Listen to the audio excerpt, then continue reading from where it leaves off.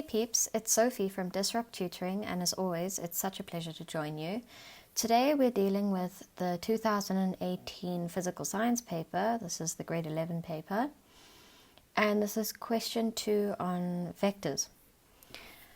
Okay, so let's get straight into it. It says two forces of magnitude 50 newtons and 80 newtons act at a point on a Cartesian plane in the direction shown in the sketch below. Okay, so as we can see, there's a 50 Newton force going up, and that's at a 30-degree angle, and there's an 80 Newton force at the horizontal plane. Okay, so the first thing is give the correct term for the following description: a single vector having the same effect as two or more vectors together. And we know that that is called the resultant vector.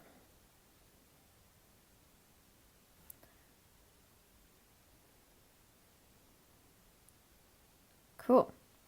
So then it asks us to do a few calculations. So the first one is to calculate the magnitude of the vertical component of the 50 Newton force. So let's get into it.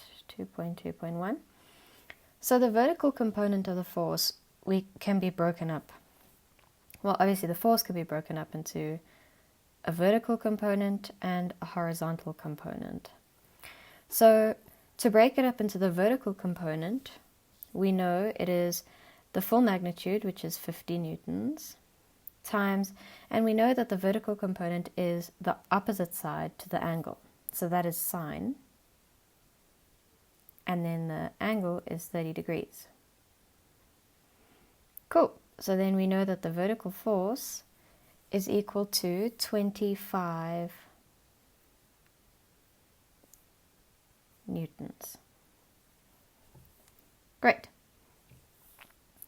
So moving on, the next question says we need to calculate the magnitude of the resultant force. Okay, so this requires a little bit more work, but if we break down the problem into small chunks, we can solve it quite easily. So what I like to do is to solve the resultants in each direction and then solve the full resultant force. So let's start with the horizontal direction, because we've already got a vertical direction. So we know that there's an 80 Newton force going to the right. So I'm just going to write this as 80 newtons to the right. And there's some horizontal force of the 50 Newton vector that's going to the left. So we can say minus, if we're going to assume to the right to be positive, 50 newtons, and then that would be the cos component of 30. Okay, so we know that the resultant horizontal force, so I'm going to write, that is 80 newtons minus 50 cos 30 newtons, and that is 36.69, my cat in the background, newtons to the right. And then, so now we've got a horizontal force that's the resultant of the two forces, and we know that the vertical force, which we've just worked out, because there's no vertical component to the 80 Newton force. So that only has one vertical component, which we've already worked out. So we know that the vertical force is 25 newtons upwards.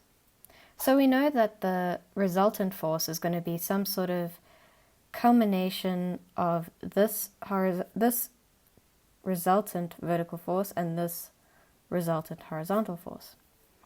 So it's probably going to be in this direction, but let's do the calculation anyway. So we know to work that out using Pythag, it's going to be okay, so let's write the resultant force is equal to the square root of 36.7 newtons squared plus 25 squared, and that gives us a resultant force of 44.41 newtons. Great. And they've just asked for the magnitude, so you don't actually need a direction until the next question. So that's where this little logic thing is going to come into play. So I'm going to do it at the bottom here. It says find the direction of the resultant force. So we know its magnitude, and that's 44.41 newtons. So let's go and find the direction. Great. So we know that the resultant Y force, or the vertical resultant force, is 25 newtons in that direction.